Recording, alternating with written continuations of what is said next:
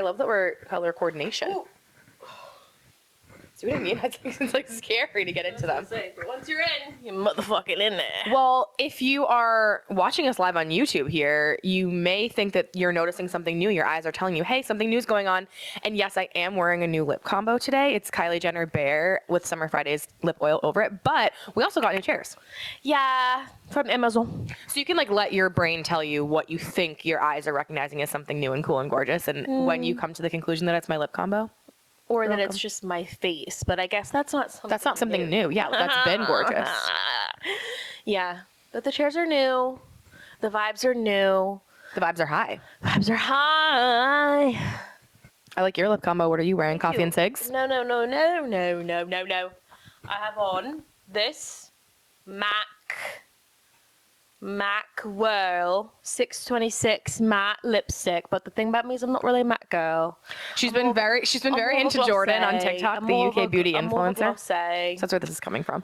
And so then I put on top, I got the Fenty Skin Black Cherry. Okay. It's a hydrating strengthening lip oil. Okay. Shout out Jordan for influencing my sister.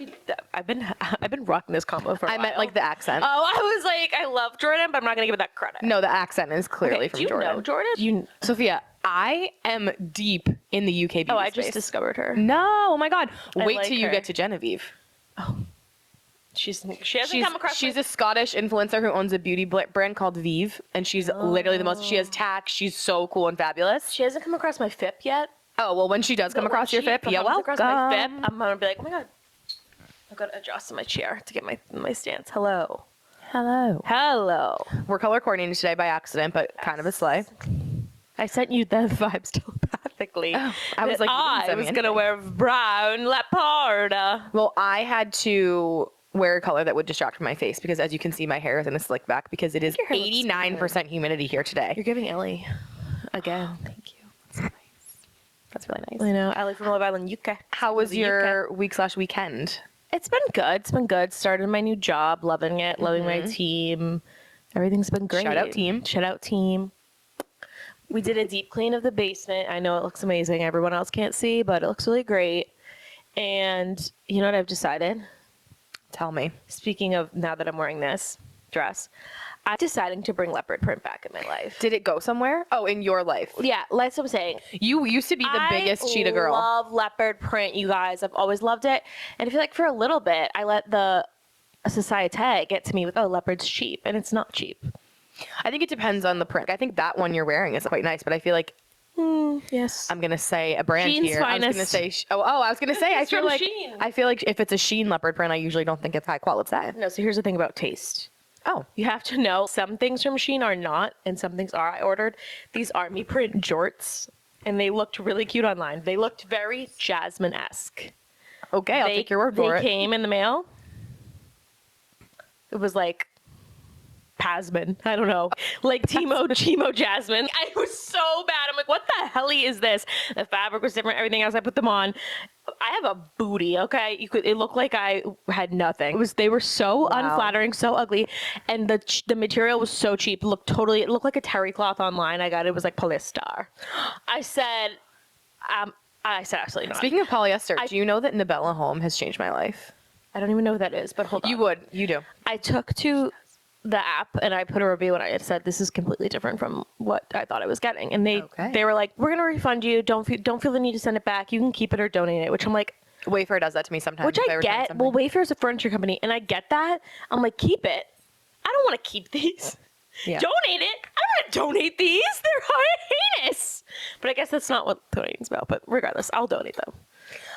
You do know Nabela home. She's the woman who talks like this, and she lives in the big white house, and her husband have the two daughters, Nabela nor home. Yeah. She was doing a video on home goods, how to make your house very styled and designer on a budget. And she said that when you go to Home Goods and you're buying blankets, which I love to buy from the Home Goods, that you should always be looking for 100% cotton, because if you're finding polyester or ones that are mixed blends, they're highly flammable, and also they don't look very designaire. So now I went through all my Home Goods blankets this weekend and I waited to see some that were 100% cotton. None of them. So now I obviously have to get new blankets, but just worth noting, 4 degrees, by the way, My dog, but worth noting that's something I'm going to be looking out for now. Thank you, Nabela. Now I'm staring at my leopard blankets being bring it back. I'm like, what is that? But honestly, It's certainly not I don't cotton. care if it's suitable. It's so motherfucking comfy. Your son, by the way, yesterday, he goes, this is my take. Might do it. He starts ripping it. I was like, no, this is not his blanket. At home he has a blanket for himself It's on the really couch. plush. There's mommy and daddy's blankets, and then Decky has a blanket because he can't use mommy and daddy's because they're not his. So he has to have his own. Mine's a full queen, so it's huge. His is like, and it's plush, and he's my Stop take. My take. I said, what about this blanket? It has pictures of Cedar Ford, Auntie Uncool on it. He looks at it. He goes, yeah, and takes it. I'm like, you're not taking my blush. Leopard. I love that. You're just not. You didn't ask, but my week was okay. But I haven't even got a chance or a second to breathe. We literally don't even talk about my week right now. We're talking about blankets. Okay, but we started with your. Is there anything else you want to say about your week? I don't know. Maybe I do. Maybe I'll interrupt your week to talk about mine. Okay, well, why don't you just finish? Honestly, I don't know right now. Okay, well, I had a okay work week. Work's been really treacherous. Anyway. Just kidding. Work's really treacherous, but this weekend, I treated myself to 2 things. Firstly, I went to the movies. Now, if there's one thing to know about me, I love a movie. If there's 2 things to know about me, I love a souvenir and a souvenir cup. If there's 3 things to know about me, I'm a Marvel girly and I love Marvel things. And we went to see Spider-Man Brand New Day this weekend. If you're a Marvel girly listening, may I just say, Oh, I'm about to drop it on the ground and smash it and break it everywhere. Here, you want me to put it on my table? I'll just put her here. Okay, I was gonna banner weight it. Literally best Marvel release to date in a very long time. I would say probably since WandaVision and Loki the show. So really, really good. Feeling like a lot of reinvigoration in the universe. Very happy. It was very delicious and good. Tom Holland did great. Zendaya did great. Was Tom Holland in it? Yeah, he's Spider-Man. Very, very comic accurate in some of the scenes. It was really, really good. So I had a really good time doing that. The second thing I treated myself to. Wait, before you move on from Tom Holland, do you know that the people are saying that Tom Holland is our generation's Tom Cruise? What way? Not personal life. Career-wise. Oh my God. like a very dynamic, like So just like more a like golden guy. More like a Matt. I would say like our generation's Matt Damon. Or like a George Clooney. Yeah. Yeah. Surely. That I believe. Tom Cruise, I don't like. I don't fuck with Tom Cruise either. I'm not a Scientologist. Don't come for me. Yeah, no. But they wouldn't want us anyway, trust me. Scientologists. Everyone wants me. No, I'm just kidding. But just saying he is this generation's big He's the it guy. classic guy. Yeah, classic guy. Classic guy. Classic guy. Yeah, he totally is. I love that. And yeah, the movie was great. But the second thing I treated myself to this weekend is a clean house. And I washed that last weekend. I washed my floors. I washed my cabinets. I washed my counters. I did all the dusting. I did the Cloroxing. I rearranged Declan's closet in order of color. And then I got everything out of it because Decky's closet, like when you walk in, there was a bunch of stuff in there. I cleaned the whole closet out. All of his 24-month and below clothes are away, which is really, really sad. I know. Andy was saying she had to put away Jack's 1-month clothes and or newborn clothes because he's a month now, and she was sad. And I was like, that is sad. I'm speaking directly to Andy now. I do have a hat for you that Declan has never worn. The Disney print on? It is. Mom gave it to her. Okay, yeah. Perfect. I ordered it in a small because I was like, oh, Declan's small. Thinking it was got a dome. Thinking it was small, medium, large. Kid was a small, medium was a woman, large was a man. And that brain. It was a very small hat. So I was like, there's no way Decky's big old rock is getting in that hat. That brain. So yeah, so that was my weekend. I had a really luscious, luxurious time. I also, by the way, slept in my house alone for the first time ever. Now I know we've talked about this on the podcast before that I do have crippling OCD, crippling anxiety, and intrusive thoughts, and I did have to sleep with a nightlight, the show on, a knife next to me on the bureau, all the doors locked, and the kitchen light on. But I did sleep for 4 hours, which is pretty good. 4 hours. Yeah, 4 hours. That's pretty good for me. Okay. I fell asleep. I fell asleep around 10:30, 11. Then I woke up around 1. Then I fell asleep until 3. Then I woke up at 3. Then I fell asleep again around 3:30, and I woke up at 5:30. That's pretty good. And I got baby wasn't there. You should have took a Benadryl and passed yourself. Well, I thought if I took a Benadryl and passed out, then obviously he was gonna aspirate in his sleep at Gale's, and they were gonna be calling me to go to the hospital, and I couldn't go. That's why I didn't do it. That's how I feel about airplanes. Really? When everyone gets scared on airplanes and they're like, "Oh, just take a Xanax or." Yeah, no, I need to be alert. And I'm like, listen. I'm like, listen. If something goes awry, I need to be alert to save it. 1,000%. I need to be alert. I need to be the one saving the fucking ship. Okay. No, like I just need to be alert. So I obviously did it. And then in the morning I got up and I took my first ever shower alone in the house. I don't shower alone in my house either because obviously somebody's gonna come in and stab me. So I showered with the curtain open. I put a bunch of towels down on the floor so the water as it's getting out wouldn't ruin the tile. So I put a bunch of towels down and I showered by myself in the house. So I slept by myself, I showered by myself, and I just feel really accomplished and proud of myself. And maybe next time I'll shower with the curtain shut. You should feel accomplished. Who knows? The day is young. Yeah. Yeah. No. So that was my weekend. That's amazing. Honestly, I will say there is something more scary about being alone in a house versus an apartment, because an apartment, they have to pick your apartment building, then they have to pick your floor, then they have to pick your door. But there's also so many people around you that if you're screaming, which granted, what is that case? Bystander effect. Yeah, we're not a lot, but somebody's gonna step up. Yeah, or you have more of a chance, right? Than in a deserted home. So I actually live in an axe murderer's dream because I live on a dirt road and I have one neighbor who is far away, and on the other, not that far, and on the other side, in the back, the left, and the front, I have no neighbors. I just have woods. Let's give your neighbor credit. Your neighbor brings you sourdough bread. If you were screaming for help, they would call the police. Bread. No, she totally would. So our neighbors are fabulous. It's a husband and wife, and then their son and his girlfriend that all live in the house. And the girlfriend makes homemade sourdough, and she also makes homemade dipping oils. I need to find her thing and link it here somewhere. But she's brought us sourdough. She's brought us cinnamon rolls. She's brought us dipping oil. I love a motherfucker. The husband plows in the winter. He plows the whole street, and he plows our driveway for us with his big snow plow. Honestly, really great family. We couldn't have lucked out better with neighbors, truthfully. Do you know what I was thinking? And I've thought this for a while, and I feel like I might be judged for this, or some people might think it's weird. Oh, here we go. But whenever me and Hayden do eventually look for a home, if I'm really feeling a house and I'm really feeling like I want to put in an offer, I'm going around the neighborhood and knocking on the door. Hey, how is it here? I'm thinking about buying this house. Hey, if I get bad motherfucking vibes, not doing it. Okay. I mean, I didn't do that, but are we serious? There's so many stories now. People who have crazy neighbors or whatever. There's a whole Netflix documentary. I'm knocking on there is? Yeah, it's literally called Worst Neighbor Ever or something. Never heard of it. I'm. Speaking of Netflix, do you know what else I treated myself to this weekend, which is so thrilling and amazing? If you didn't know, the entire Twilight series is now on Hulu, and I did start watching Twilight today while I was cleaning because I ran out of shows. Because obviously Love Island UK and US is over. Yeah, I'm doing my Below Deck Mediterranean. I'm caught up with watching live, so I can only watch that once a week. What's a girl to watch? And you know that once again to September, that's my spooky time. So I'm watching Vampire Diaries. I'm watching Charmed. I'm watching The 100. Vampire Diaries together. We are September 1st. You and I are going to lock into Vampire Diaries, but August is last of the summer month, so I was looking for something to watch. And I didn't really feel like starting a show, so I was like, wow, Never mind. Yes, I was like, let me get on something on my screen here. So I was like, Twilight it is.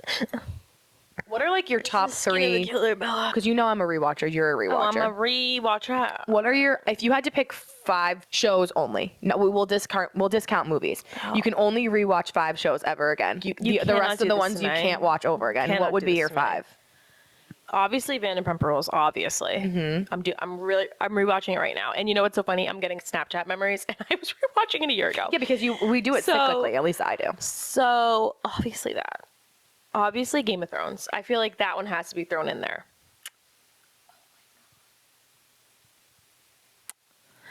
Vanderpump Rules, Game of Thrones. Jersey Shore has to be in there. It's a staple. Oh my God. Sex and the City, I think. Because you know what? All of these things provide different comforts to me. Mm-hmm. And then I think for the last one, I have to throw in a Real Housewives franchise.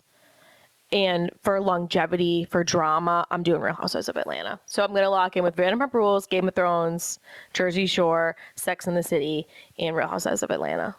Okay.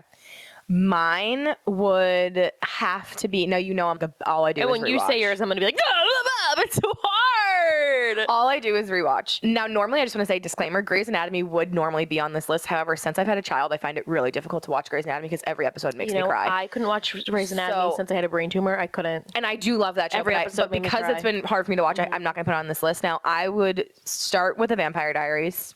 Love. Okay. Cannot step away from that ever in my life. I would also add The 100, which is a show I've probably seen 46 times. It's a very, very niche sci-fi show, cult following. I really love it. It have to be The 100. Tom will kill me for saying that. Sorry to you, Tom. I would also put Bones on there. There's nothing better than Booth and Brennan falling in love with each other. Did I send you the Bones edit? I sent it to you, and now it's just been coming up on my thing. I want to rewatch Bones. Let me tell you, I love Bones. Love, love, love. Bones is good. Then I would say Modern Family because I do love The Office and I do love Parks and Rec, but I've seen it so many times that it doesn't give me a fervor to watch it again, whereas Modern Family always makes me laugh. It's very comforting. And then I think for the last one, I would also go Game of Thrones because there's literally no time in my life where I can call to not feeling chills from that fucking theme song or from seeing any edit of Daenerys Targaryen ever. Those would be mine. Do you want to know something so criminal? Surely. Hayden skips the theme song, and we've actually gotten into fights. Gotten into fights before. I'm like, I can't believe he doesn't understand. I can't believe you're inconsiderate of that. He obviously doesn't understand that each season the theme song and each episode the theme song changes. It reveals more about the plot that's heretofore. I just can't. He's doing it with House of the Dragon. Jackie loves the theme song. Who doesn't love a theme song? Mickey Mouse Clubhouse. Every time it comes on, he says, "Oh, hey, you want to come to my clubhouse?" And Jackie goes, "Yes." Don't I know? We were watching every Mickey time. Mouse Clubhouse, but I'm gonna throw an honorable mention in there. Oh, okay. A number 6 honorable mention. A 6 Man of the Year award. Gossip Girl for me. Oh, okay. Gossip Girl did so much for me so many times. My 6 Man of the Year would either be probably Charmed or Gilmore Girls. That's a good one for you. Charmed. You should do Charmed. I love Charmed. Belle literally thought she was. I almost named my daughter witch. Piper. Yeah, she did. And by the way, I am a witch. Like, No, I am too. But how have I gotten this far in my life without being one? Regardless, since we're on the topic of streaming platforms, we get into the first story. Surely.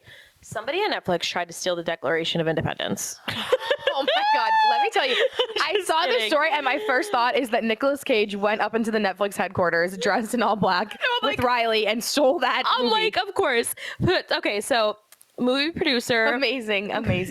Movie producer. I'm going to butcher names. Let me see the name. Simon Afram, I think.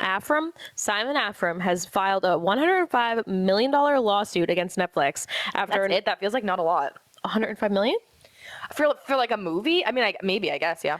Intellectual property. You know what? It was probably priceless. however much it was to make the movie is probably what he's suing it for. Or however much they think it's going to make. I mean, the movie itself sounds amazing. Okay. Isn't it like a World War II thriller? I'm going to get into it. So, Just gonna get into lawsuit it. against That's her way, by the way, of Netflix. telling me to shut the fuck up. no, because Belle loves to interrupt me, but if I interrupt Belle, it's a fucking problem. Like, seriously. Anyway. My boss actually told me the other day, she's like, you need to slow down when you talk because sometimes you interrupt it's people and I'm hard like, to edit. I can't bottle this passion. Let me just tell you, it's hard to edit you sometimes because, yeah. Okay, so I'm just gonna be quiet. So, 105 million, cheap apparently, lawsuit against Netflix after an unreleased Nicolas Cage World War II spy thriller called Fortitude was allegedly stolen from Netflix Hollywood Studios offices. According to the lawsuit, Afram, that's all I can think of is the nose spray. Afram, we'll call him that, had spent over $45 million in 7 years to make the film. It stars Nicolas Cage, Ben Kingsley, Michael Sheen, Matthew Good, and Ron Perlman. The producers say that they hand-delivered an unencrypted master copy of the movie to Netflix in June, while the streamer was considering acquiring the distribution rights. And about 9 days later, Netflix had informed them that multiple hard drives had been stolen during a burglary at its offices in Los Angeles, including the drive containing Fortitude. Netflix says it doesn't own the movie and denies responsibility, and the master copy was delivered without industry standard security measures, such as an encryption, blah, blah, blah. Netflix is cooperating. For now, there's no public evidence that has been leaked online, and it's just like, of course somebody is trying to steal the Declaration from Nicolas Cage again! Well, they didn't steal it from Nicolas Cage. No, but it's just funny. It's like, of course. I think He already knows Nicolas Cage like the back of his hand. I think Netflix's security team needs a little more fortitude. I didn't even know you could steal a movie. When I first saw that, I'm like, how do you steal a movie? But then I'm like, yeah, a hard drive. It's so old school. The movie has to live somewhere. It Yeah, it doesn't has just, to like, have a live in the life. ether. But Yeah. I mean, I don't really think that's Netflix's fault that someone robbed them. Do they not? Does Netflix not have insurance for that kind of thing? I don't know how that works. Well, that's probably the director's point. You're supposed to be the top streaming service in the country. I can't trust to send my intellectual property that we cannot get back. I think because it's the hard drive, those are the originals. So well, there's they have no. to have their own copy. There's no way. Not they if they sold the movie to Netflix or were pitching the movie to Netflix. I don't think there's multiple. There's hard no way drives. that they. Please, I back up every project. Do you know the Toy You don't Story? think they have it backed up. Do you know the Toy Story story? Toy Story story. I believe this is Toy Story. I'll have to check my facts, but I'm 99% sure something similar happened to Disney and they deleted 90% of the movies, and it just so happened that someone had saved it on their computer because they were doing something with it, saved the movie from having to be completely remade. Guys. So I think maybe These companies, they're just like us because I will tell you what, there's been when a project deletes that you've been working on for so long, you didn't save it. There's nothing worse. Yeah. I've literally hit save a million times on anything I do because of that. Honestly, this is a question for David. What are you guys doing out there with just one hard drive? Yeah, what's happening? What's going on? You guys need a cloud. You guys need your own film cloud. That's our cousin and our cousin-in-law. Cousin-in-law. Sister. She's a sister. Family, already clan. But anyway, regardless, let us know, because what the hell? Yeah, we don't have a that copy. feels really crazy, but also... But I don't think the point of it is that they lost the movie. I think the point of it is the movie's going to come out before it was ready to come out. That's the point. Yes, but also they cannot profit from a film that was stolen and is just being released on the internet. Yeah, pirates. So there's no way for them to, or whatever. yeah, so there's no way for them to make back that $105 million that they poured into the movie, meaning paying the cast, paying the film crew, paying the like craft services that are showing up to feed everybody. So that's probably why they're suing. If this movie is stolen and it gets released, you guys should fit the bill for all these people that put the effort into the movie. Which I get, but I have to say, to these thieves, these burglars. Yeah, give it back. No, well, that number one, give it back. Give it back. You're breaking into Netflix, and what you're stealing is fortitude. You're not stealing Alex Earl's new reality show. You're not like there's so many things you could steal. Steal me the next season of Bridgerton. Like you're stealing fortitude. Yeah, there's so Lincoln Lawyer. Where's that? Let's steal that. Sounds like it's an inside job. You're not stealing The Kissing Booth season 4. Movie 4.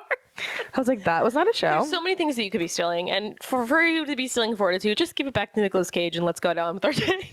Kind of makes it sound like it's an inside job. It probably was an inside job. Somebody didn't like what was going. You know what? Nicolas Cage didn't like how he looked. He was like, you know what? I should have shaved my face a little better that day. I didn't like the makeup, so let's redo it. Redo it over again. But speaking of people who don't like how they look, okay, we've got some crazy drama over on Nantucket Island. Nantucket Island. Yes. So there's been so here's the story. The drama has started in Nantucket, where a historic artisan shop called Four Winds Craft Guild put up a simple sign that read, "No influencers." The shop posted the sign on Instagram and immediately went viral, and the owner is saying it's meant to be tongue-in-cheek. And it's tongue-in-cheek, not an actual policy for influencers. He explained that he was frustrated with people coming into the store just to film content and use it as a backdrop without showing interest in history or buying anything.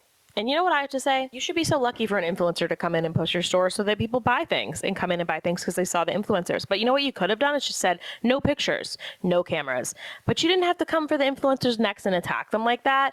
And it's caused a lot of stir. Do you know anything about the stir that it has caused? Well, I know people are coming from my Wishbone Kitchen in regards to this controversy. Well, I heard more about Paige Lorenzo, whose wedding was gorgeous. Did you see the pictures of her wedding? Who's friends with Hallie Batchelder, the Queen of Nantucket. She's a tennis wag. Yes, and she's saying basically that she takes issue with the sign because it's not just don't make fun of influencers. She's saying influencing is a real business, especially for women.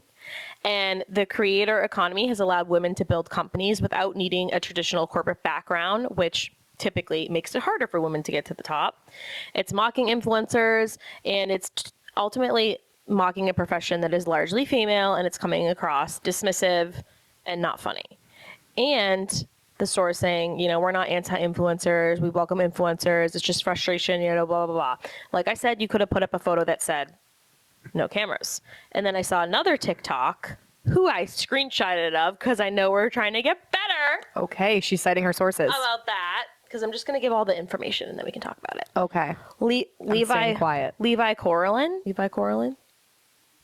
Surely. And she's basically saying that hating on influencers, and I agree with this, and this is controversial, so you might not agree, but if you are actively hating on influencers, it's kind of the modern day excuse to be hating on women, because when you're hating on an influencer, it's typically a woman who you're hating on. It's like a beauty influencer, someone who does OOTDs or something like that.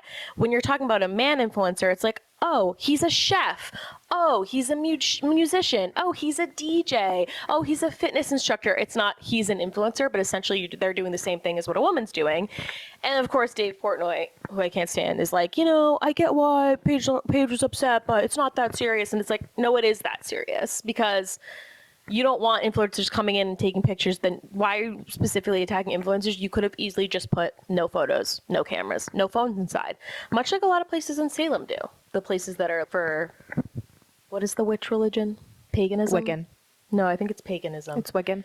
Well, I think either or. Either or. Who don't want people to, because obviously Salem during Halloween is very picture-y, and they'll just put on the sign, like, no cameras inside. Could have done that, sir, in Nantucket.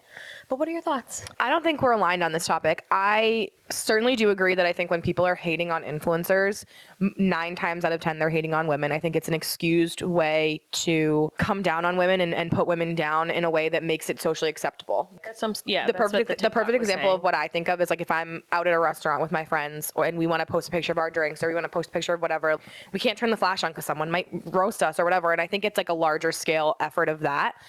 However, on the store's part, if I'm a store and I'm in Nantucket and I have 30 customers in the day and 29 of them are influencers taking pictures and they don't buy a single thing and all they're doing is taking pictures of my product without purchasing anything, yeah, that would peeve me. So I can see why the guy was frustrated and put up that sign. However, I do agree with you that it could have easily been no cameras, no photos without purchase, however way you wanted to word it. It is a business, so he does have the right to do that. And unfortunately, business owners do have the right to, I believe, refuse business. They absolutely do. Now, what I would like to say to the influencer community is that I think this has really riled a lot of people up and people are really passionately, I guess, kind of throwing themselves behind this topic around no influencers, it's discriminatory, it's this and that, when a lot of those same influencers have stayed really quiet about the state of our world and the fact that our government is highly discriminatory and there are organizations like ICE who are obviously getting heat. However, not from people with influence. So I think if you're going to speak up about the no influencer sign and say it's discriminatory and that's how you feel, then I also think that you should maybe speak up sometimes when the world around you is also being highly discriminatory, whether it's being racist, whether it's being discriminatory to immigrants, whether it's being discriminatory to women. I think that's another time where you could maybe raise your voice that I think is just more inclusive of other issues that are going on in the world that are not just so self-centered. Affecting you. So that's, I think, my take on it. I see both sides of it, but you know what? This is one of those times, guys, where two things can be true. Exactly. I still agree with what they're saying, where it's like influencers being so anti-influencer, you're really anti-women, and that's very true. And because there's absolutely no reason why that man couldn't have just put no cameras, no phones. However, I do agree with you too, because there's other issues that people with influence should be speaking on. And I'm not saying that if you're an influencer, that has to be your only platform, because I think there's a fine line between keeping the content that you separation of church and state, separation of church and state, but at the same time, you have influence. People should know where you stand with some things. Some of that stuff, yeah. If you're an influencer, it's like it shouldn't be hard example, to tell. like when Sierra Miller wears the ice out pin, she's not in your face talking all about it, but she's letting you know she's not okay with it. Yeah, and I do think, like I said, I think you're, again, more than welcome to share your thoughts on the no influencer sign. And if you feel discriminated against or you feel it's discriminatory, then you should absolutely speak up about that.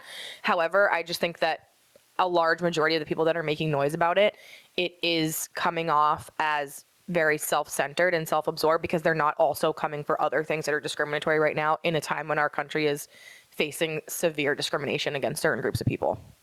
True. Period. Mic drop. So that's what I have to say about that. Yeah. But separately from that, love Paige Lorenzo, and I do agree with her. You are, in a way, effectively discriminating directly against women, which is why I think it's using your platform for other things too. But separate note, side note, completely unrelated, her wedding was so gorgeous.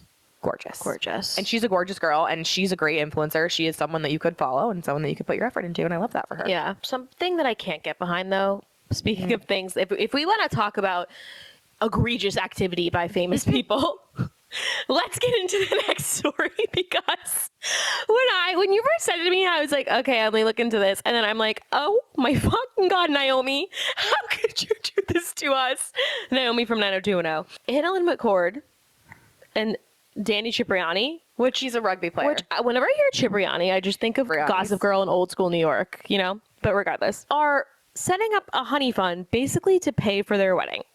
So he's a former rugby player. They're getting married later this year in Los Angeles. And instead of having a traditional wedding registry, they created a honey fund, and they're asking supporters to contribute to both their wedding and their honeymoon. For example, it says $100 towards the marriage license, $1,000 towards the rehearsal dinner, $1,200 for flowers, other wedding expenses with open donations options ranging from $10,000 to $5,000. And McCord and Cipriani are both celebrities, and they're definitely financially comfortable. And media reports have estimated their combined wealth to be in the millions. So many people, including me, are questioning, why the fuck are they setting up a fun to have people pay for their goddamn wedding. And why didn't I think of it? No, I'm just kidding. But honey fun's not the problem. It's what you're asking for on the honey fund. That's the problem. Yes, I think if they were posting a honey fund for their wedding, kind of the way that normies do with, hey, we're going on this honeymoon, buy us a paddleboard lesson or buy us a surf lesson or whatever. I think that's totally normal. I think asking anybody to cover the cost of your wedding, whether you are a millionaire or you are dirt fucking poor, I just think that's really crazy because you as the bride and as the groom can control the cost of your wedding. People go to the courthouse and have a beautiful, gorgeous ceremony and it costs them maybe $200 to get the license and to get a nice dress from Goodwill, all the way up to crazy thing. They don't have to have this big crazy wedding. No. What I will say, one controversial thing, I don't know if this is controversial, but having the media reports estimate how much someone is worth, I just think that someone who was famous for 90210 and then we never saw her again, she might have run through that money by now. But she can definitely afford a wedding.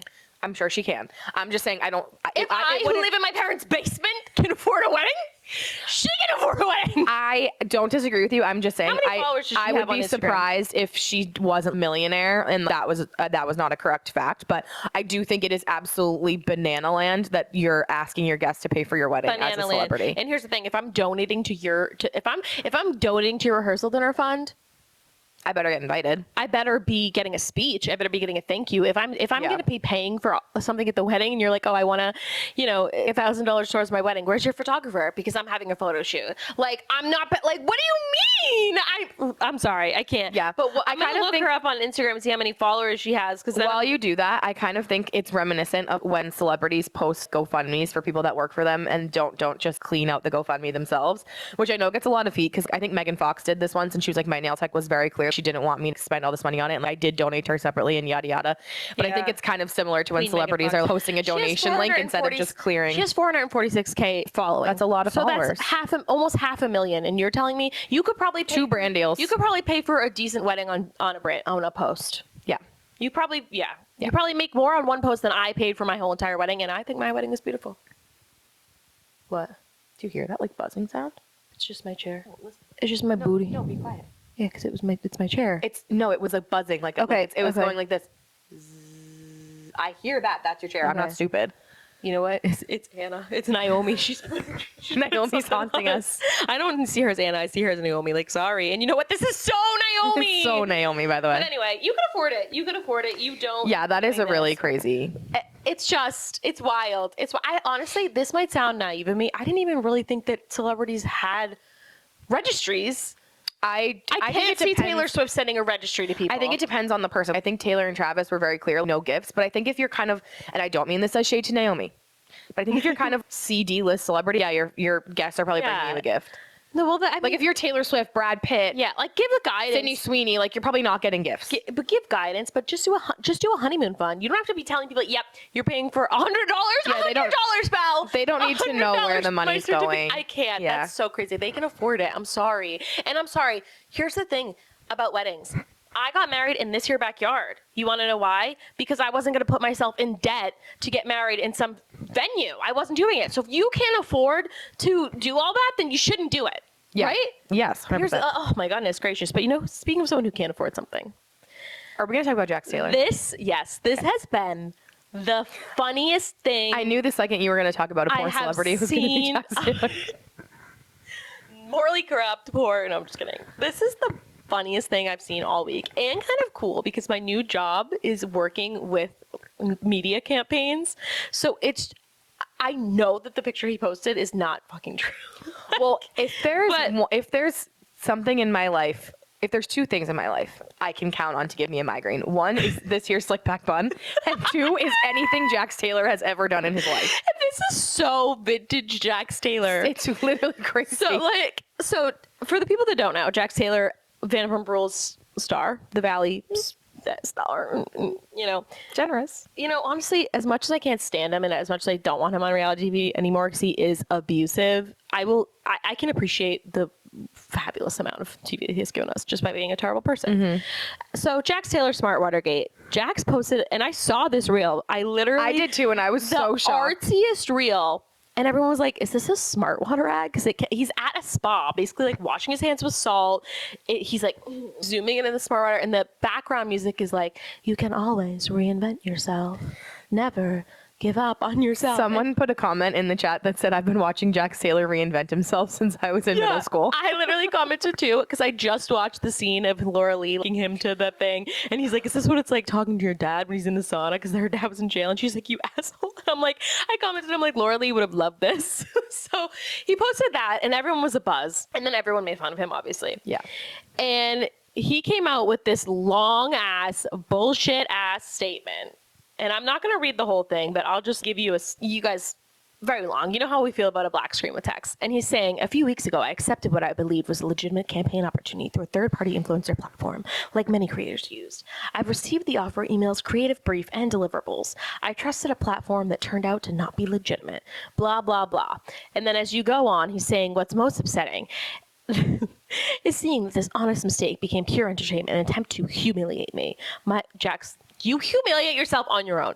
My ex-wife chose to publicly mock me, blah, blah, blah, blaming Brittany, saying he stayed quiet for a while. And the caption that he put on it was like, you guys only know the half of it. You're going to be shocked. Oh, blah, blah, blah. Then he posts the picture of the campaign. And on it, it literally says Video Force AI, and the username is JT in the corner, aka Jax Taylor. You guys, this couldn't be more bullshit. I've been working in this media role for a week. I know nothing. I know enough to know that this is not what it looks like when you get a camp. It's not. Oh my goodness. It's insane. Interested. New offer. Brief accepted or declined. First of all, they would use like a DocuSign or a sign now. This is bullshit, you guys. It's crazy.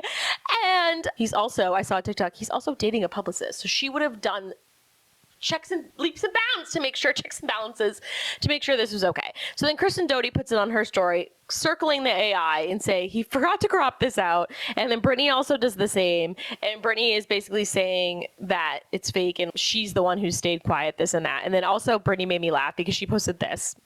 It's her at a baseball game. And the caption says, meanwhile, I'm actually at the athletics game at Bravo TV. You guys, this is so ridiculous. Like, what are your thoughts? I think it's genuinely ridiculous. I think it's crazy that AI can even make something for Jax Taylor that could maybe fool him.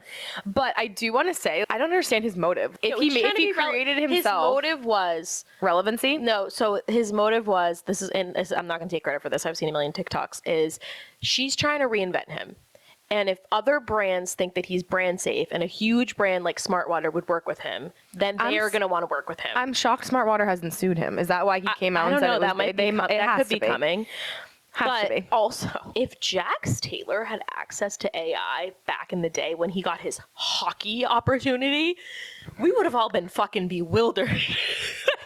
Could you imagine the things he would have done if he had AI to create his hockey contract for his dream job?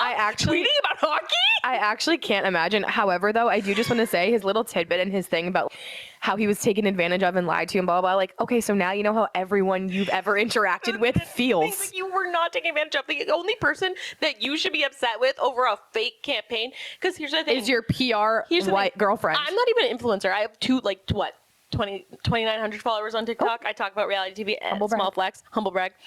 I get fake fucking messages every single day. Can you work with us? Can you do this? It is so easy to spot that they're TikTok and emails. They literally flag it and will be like, oh, this has suspicious activity. Wouldn't answer this. Like, Jax, we know this was bullshit. Like, we know. And the thing is, what's this girl's name? Lori? He's making, by the way, Lori, you ruined your career because no one's ever roomed with you again. You didn't know that was fake, Lori. He obviously looks really bad. However, he's doing nothing but making this poor woman look horrible at her job.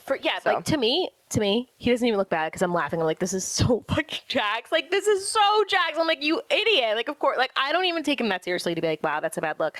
I'm like, yeah, it's pretty bad. You looked bad enough dating Jax after everything we've seen, but now this. And Jax posted again on his story, which I don't think I screenshotted because I think I literally saw it this morning, and tried to make it look like the company uses Video Force AI, and like companies do use AI, but here's the thing, Jax, they're not using AI to create their creative briefs. Well, they're also not using Video Force AI. They're probably using Copilot or Claude. They're not Excel.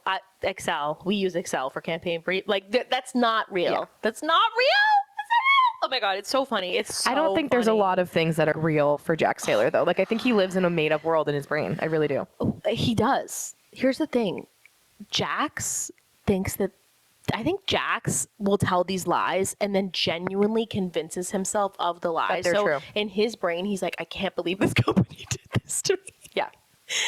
And here's the thing, though. Like, he could have just shut up and let them make fun of him. He could have let them and let us guess, like, oh, was that an ad? Because it was. Everyone was commenting, like, is this an ad for Smart Water? The power of not knowing would have been good for him. But no, he had to come on and fucking blame Brittany. Because what does Brittany have to do with any of this? She made fun of you, Jax. So did the rest of the world. Yeah. And then you're exposing yourself. That just goes to show. Everyone keeps being like, it was Frank Drummond. Because on The Valley, Brittany was like, he literally created a fake account, Frank Drummond, to bully me. And he does. I imagine that someone on the Smart Water team probably reached out to him and was like, hey, this is not an ad. You have to take it down. Because there's legalities behind ads. You have to post that it's an ad in the comment. You have to tag the brand. You have to do all these things. Did he say it wasn't an ad on his thing? I honestly have no idea. Yeah. Regardless, it's actually insane. But the other thing that's insane, they will transition into our TV recaps because we have meaty TV recaps this week, ladies and gents, is that Jax Taylor actually isn't even the most shitty looking on The Valley. These men on The Valley, let me tell you. Or are we recapping The Valley? I'm not going to recap The Valley. Okay, I don't watch, but I'm happy to participate. I'm going to mention two things on The Valley and one I think is going to be really near and dear to your heart. If it's Kristen's husband, Luke. Yep. This garbage, man. I cannot. The way that this man has talked about her pregnancy, this is why women don't want to have babies, because she's like, I sacrificed my mind, my body, and my soul to have this baby. Not only that, she struggled with fertility issues, so they had to really try to get pregnant. And then she had postpartum depression. She had a really hard fucking time. This man on this episode said that her postpartum depression was the darkest time of his life. Fry him. And then also, he says, I have the screenshot because I'm literally, Blocked by Jax is one of my favorite accounts. I thought you were saying you are Blocked by Jax. Honestly, probably after this podcast, we both probably will be. But they always post the best memes. But it says, it's moments like this where we need crazy Kristen to come back and unleash her power. Even Kristen was gagged when he said this. She was like, oh, her whole face. He said, I saw one clip. Which one did you see, actually? I was going to say, I've only seen... Sorry, not to cut you off. No, it's okay, because it might help. I have seen one clip where he's talking to her in the kitchen, and he just is like, I want to bury pregnant Kristen. Yes. Like, so you should just get pregnant now, because I want to be done with pregnant Kristen. That's the one I'm talking about. But also before therapy, he's saying that before he proposed to her, because she was like, you proposed to me, you want to marry me, blah, blah, blah. He's like, well, that was before I knew pregnant Kristen.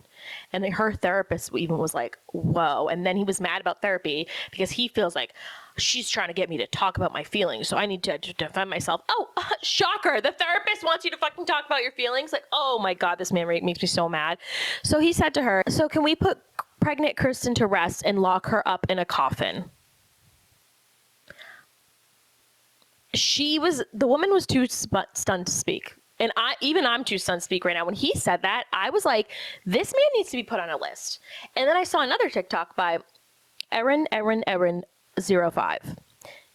And she's saying, him saying this, it's not funny. The number one cause of death with pregnant women is homicide. Somebody saying, this was the darkest time of my life. You put me through so much. We need to put that version of you in a coffin, but let's have our second kid so we can just get it over with. After he's telling you that he wants to put pregnant you in a coffin because you made him so miserable, do not have another baby with that man. Don't, because he's not safe to be around. If Hayden ever said that he wanted to put that version of me in a coffin, and let me tell you, my PMDD version of me, I'm real fucking hard to deal with. I know that. Hayden would never be like, I want to put you in a coffin. He's like, let me help you through this. What can I do? It's hard for me, but like, I know you can't deal with it. Let me help you. Put me in a coffin? Yeah, I mean, personally, I don't think that she should be around him now. I think that she really should seek a way out of this marriage. Also, secondarily, for him to say that, he didn't know pregnant her made him miserable. Once you become a mother and your body and your mind goes through pregnancy and birth and postpartum, you actually you're not physically capable of going back to the person you were before. You are forever changed. I think I saw that with myself. I had really, really dark postpartum. I think you saw that. It got pretty gnarly there sometimes. Not once was I like, let's put Belle in a coffin. I was like, let's help you for your next But pregnancy. I think even going through that experience has made my OCD flare-ups much more frequent. It's made my OCD much worse. It's made my anxiety much worse. It's made my personality much worse. Like in some ways, I can't go back to who I was before I had my son. So she's not going to be able to go back to not ever being like or reminiscent of pregnant Kristen ever again.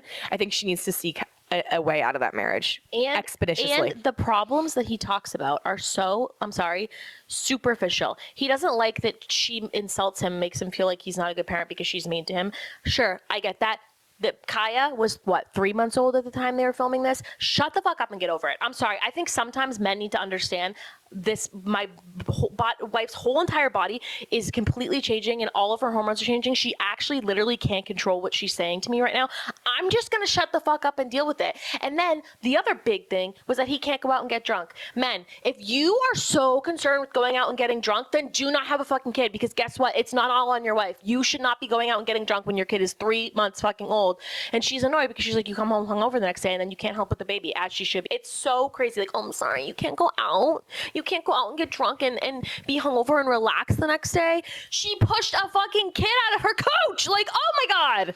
Yeah, I think it makes me so mad. Yeah, I think men are, and this is unfortunate because I don't think all men are the same. I don't feel this way about my husband. Men. I don't feel this way about your husband. No. I don't feel this way about like friends' husbands. Men want to have children because that's what society tells them, much of the same way it does to women, but they assume and it's the woman's job. Believe that it is the woman's job to pick up the slack and mother and be a parent. And they oftentimes don't pick up the slack in ways that they should. They don't realize that while the woman's life also changes irreparably, their life also is going to have to change. So people really shouldn't be having babies unless they're prepared for their entire life to change and to do things differently. Perfect example is Tom loves to golf. It's his new favorite hobby. He asked me to go golfing today and I was like, if you want, yeah, I'm going to go to the pub. Like, I was being so gracious. I was like, absolutely, go golfing. And he was still sitting there when I left and I said, oh, are you going to go golfing? And he's like, no, because I feel like your parents have had Declan all night and I don't want you to feel like you have to stay there because you're also tired and you don't want to take care of Declan by yourself all day. So I'm just not going to golf today. I got to golf during the week. That is a man who knows that his life is going to have to change because he's having a baby. A man that is upset that he can't go to a bar and get drunk with his friends shouldn't have a child. Yeah, I'm sorry. It's crazy. And here's the thing, girls and ladies, we can only control ourselves. Unfortunately, we cannot control the men. You need to have conversations before you get married about these kinds of things. I literally, even now, I've had conversations with Hayden, even in therapy, and I'll say, and it has nothing to do with how Hayden is. It has everything to do with my fear, because I see shows like The Valley and just life. It's always on the woman. And I say to him, I am not the girl who is going to do it all. I'm not the kind of girl who's going to be super mom and, oh my God, everything has to be me. I'm not. And I literally will say, if he throws his underwear next to the laundry basket and doesn't throw it in, which he hasn't done that in like a year, because I said this to him, I was like, if I was pregnant or if I was postpartum, that would send me into a psychosis. I'm not your fucking mother. I'm not picking up your underwear. I don't want to take care of you and a baby. I need an equal partner. And those are the conversations that people should fucking have, and they don't, because they just assume that it's going to happen and it doesn't, and then things like this happen. It's wild. And then Danny on The Valley, also POS. Nia had 4 kids, and it's obviously he's the same way. He thinks she should be doing it. For 2 seasons now, everyone has been talking about his drinking and how he has a drinking problem because I forget exactly what he did to Jasmine and Melissa, who are a couple on the show, but he grabbed their asses and was like, oh, go get me a drink. Really misogynistic when he was blacked out. So that's why everyone thinks he has a drinking problem, because they're like, you get drunk and you make people uncomfortable. 2 seasons now of that. Finale party.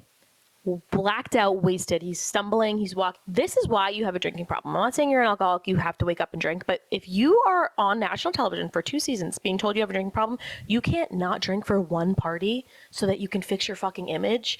And his baby was upstairs at the party because she's breastfeeding, so they bring the baby everywhere.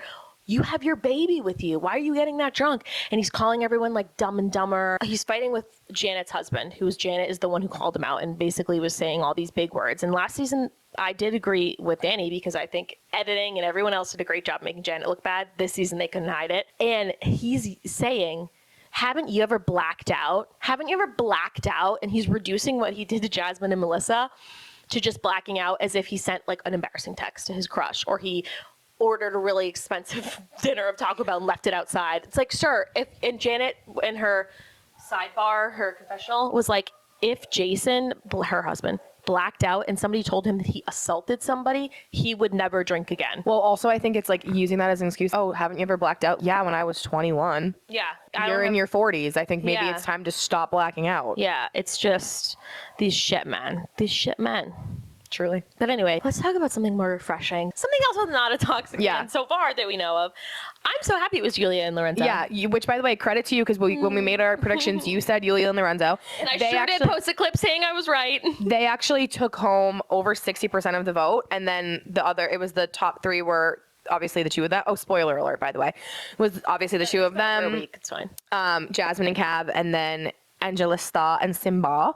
And Angelista and Simba and Jasmine and Cav split the 40 remaining percent, so it was 20% each around of the vote, and Julia and Lorenzo took home 60% or more of the vote, which is really, really crazy. I think Lorenzo is probably one of the most well-liked people that will come out of the show. They won because of Lorenzo, honestly, and I love Julia, but he's gonna have a very long and illustrious career, I think. And you know what I have to say? I really like Angelista. I really like Jasmine, so this isn't against them. It's one of those things, the two things can be true. I think part of the reason why the men voted to get rid of Ellie was because they thought that they would have a better chance at winning. Not Lorenzo. What man? When did they vote to get rid of Ellie? Because they decided to either get rid of Finley or get rid of Mika. Oh, I understand. And then the other person was going to leave. Yes. So basically, they got rid of Finley. So I think I think Simba and like I also thought it was really crazy. What's the brother Aiden? I think they made the choice to get rid of Finley because they knew that Ellie was going to take it home, and then they didn't win anyway. So I was just I also thought it was really crazy that they left the final three choice up to Mika and Samraj.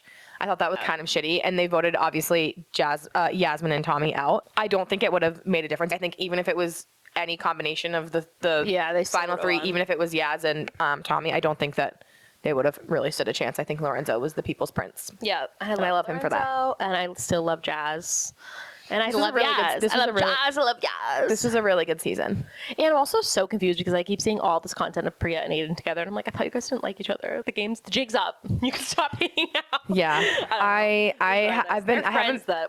haven't been blessed with her on my timeline, thank God. I'm seeing a lot of Ellie and Yaz, only because of Yaz, because I like Yaz. I love Yaz. Yeah, I think she's great. Yeah. But sorry, back to what you were saying. Yeah, now I really want to get into House of STASSI because I'm itching. Are you sure you want to talk about it because you haven't finished it? You don't care I have one episode left and I've seen some spoilers. I'm excited to see it myself, but basically what I missed is that she had the freak out about her kids. Yes, right? Yes. Okay. I think I watched the show in one day, all 8 episodes.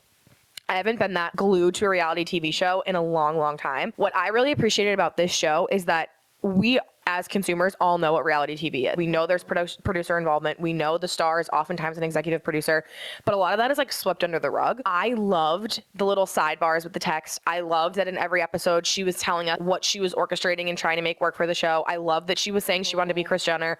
I love that we heard from the producers in the background. It was a very new formula of what we're already seeing. It takes a while for shows to get to that formula, and yes, everyone likes it and appreciates it once it gets there. So I appreciated the realness of it because every reality TV show, I think you're very much team this person, team that person, and it's very clear of whose side you think is right and whose side you think is wrong.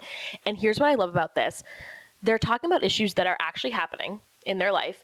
And there's some points where I'm like, oh my God, Stassi's so right. And there's some points where I'm like, oh my God, Bo's right. And then there's some points where I'm like, oh my God, Stassi, you're so incredibly fucking wrong right now. And then there's some points where I'm like, Bo, you're looking bad. And then it's not only just like that with Stassi and Bo, but it's also like that with Katie, Christina, Taylor, Georgie, Georgia, everyone else. You're like, oh, I agree with you. Oh, I don't. And that's life, because there's never a point in life where you're like, unless it's Jax Taylor, where you're like, this person just completely wrong. And there's nobody on that show where I'm like, oh my God, I agree with everything you're saying. You're perfect. And I think that's what makes such a good show. Yeah, I also think it's real. I also think the fact that she so very clearly had a hand in the casting, where this could have gone very wrong and it could have turned into a show where it was Stassi and acquaintances and trying to make it work. But the fact that we know Stassi and Taylor are best friends. We know Christina and Stassi are best friends. Her sister, Bo's sister, seeing her family dynamic and drama. I remember watching Vanderpump Rules. Nikolai was so much younger. He was obsessed with her, and they were super close. And even her mom. I remember Vanderpump Rules. Her mom have always beefed. Well, I remember Vanderpump Rules, like her and her mom being close, and her mom was close with Katie's mom, and like it was a whole thing. But now I'm still are, Terry. But now I'm remembering that she told Stassi to not be herself around Beau. So it's like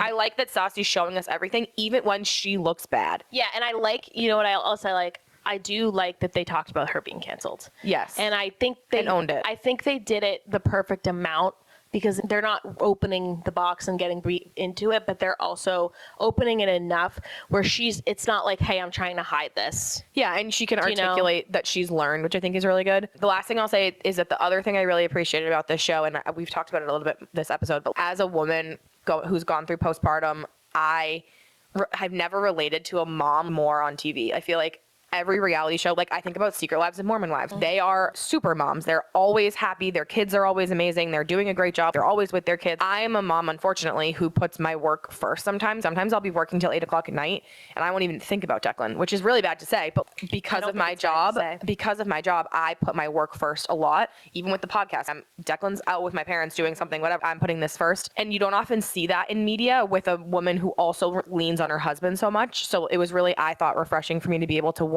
see a working woman who admits that she's a working woman and doesn't, pick up her kids every day or drop off her kids every day. Also, that the husband is the heart of the home. I related to that so heavily. Tom is the heart of our house. And without shaming her, or without shaming it. Yes. Because I feel like on reality TV, they bring up stories and then they wrap it up in a tiny little bow of like, oh, you need to be with your kids more.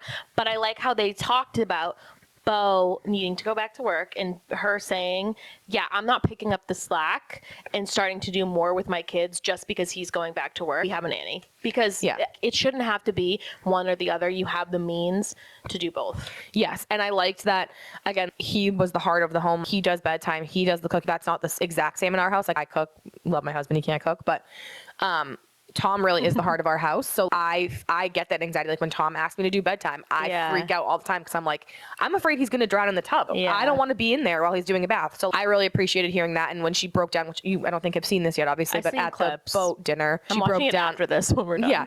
She broke down and was like, my kids are really hard. You're holding that against me, blah, blah, blah. And I felt in that moment, I thought that was the wrong, maybe you're going to watch the episode and tell me I'm wrong, but I really thought it was wrong for all of them to be like, oh, we need to do an intervention. There is a difference between a married couple who is heading for divorce and a married couple who is going through a rough patch and like having a hard time. The intervention is definitely for the show, but it turned into let's absolutely pile onto Stassi and why she's a bad mom and why she's a bad wife and why she's all these things. And Beau kind of chimed in on it. He didn't really defend her, so I really didn't like that. I think they will be fine, obviously. Yeah. But I thought start to finish, I wanted 10 more episodes. Really loved the show. I also think too, though, which I will say, like I haven't seen the episode, so I'm not talking about the mom part of it, but just watching it, and she even says herself, it's hard for me to not be selfish. She needs to think about him a little more. 1000%. Like so, she definitely is selfish. I wouldn't comment on the mom thing. However, I will say though, even with it makes me, you know this about me. I struggle. I know I want to have kids, but I struggle with it because I'm terrified to do it. I don't want to I know I'm going to have to change my selfishness drastically, and I'm not ready for that yet. But hearing how she's talking, and even Taylor Strecker and Taylor saying, I've dreamt of this my whole life and I'm finally getting it, and now it's the worst time because I feel bad about doing it. And then hearing her partner Teddy be like, well, you have to have money to raise a kid, basically, because I think everyone wants you to be a good mom and stay at home and be with your kid. You need to have money. Kids cost money. You have to do what you have to do. And I think of it this way. Obviously, this podcast is going to take off per period. That would be something I've dreamt about my whole life, and I would not want to put that aside. Yeah. And it's almost like putting your airplane mask on. If you're not going to be happy and fulfilled with your kid, you can't be as present with them as you probably should. Yeah. I also think it's very patriarchal society, really. Yeah. She was like, sorry, I don't mean to cut you off.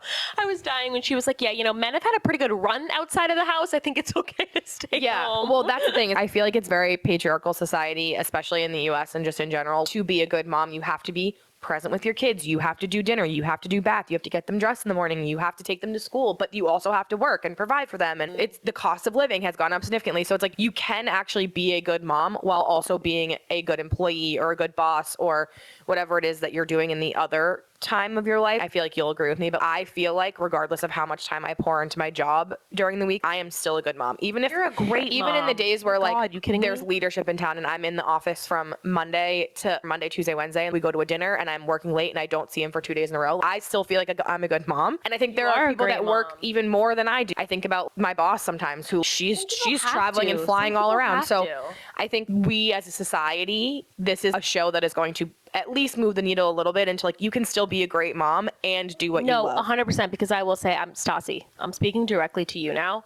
Watching your show makes me feel more comfortable about having kids. Yeah, totally. Because I am like, okay, it's okay to have my kid and still prioritize myself too, Yeah. and my career and my goals. And my kid's going to be great and better off for that. 100%. And I think So the thank way you. they ended it, you'll see it at the end of this episode, but the way they ended it, I think It's there's going to be over. I think there's 8 more episodes in the vault. I think this is probably a 16 like to drop 20. one. She I hope she so. ends it by basically saying, and we're not going to leave it here. I'm going to take care of these people because we see the fight at the end. We see her crying on the boat, and then the episode ends. We don't see Oh, the okay, yeah. So resolution. that makes sense because Hulu does do that. Yeah, so I wouldn't be surprised if there's a part 2 coming or dropping, and they want to see how part 1 Thank does. God, 'cause I'm hungry. Yeah, no, it was a really, really, really good show. But I just like, but you know what I'm saying? I like it. It's not you're loving this one person. You're all about Yeah. this one person. There's time which with Stassi, I've always been like a team Stassi. Stassi can do no wrong. And I watch it, I'm like, you can, but I still love you. Yes. And it's like, Bo, not really loving some of the things you're doing, but I still like you. Yeah, no, You know it what I allows mean? you to find a common ground with each character while also they can be the protagonist and the antagonist depending on it's like real. the conversation. And that's real. Yeah. There's not a life where this one person is great all the time. Yeah, I also thought it was great to see Ariana on the screen. I hope that Katie brings her in more. I know. And like I would love to see Stassi and Ariana come together in some way because I feel like Yeah. the reason that they never were close, which I think she Stassi said- says it on the show. Yeah, I think Katie said or it. Katie, Tom- like Tom it's Tom Sandoval.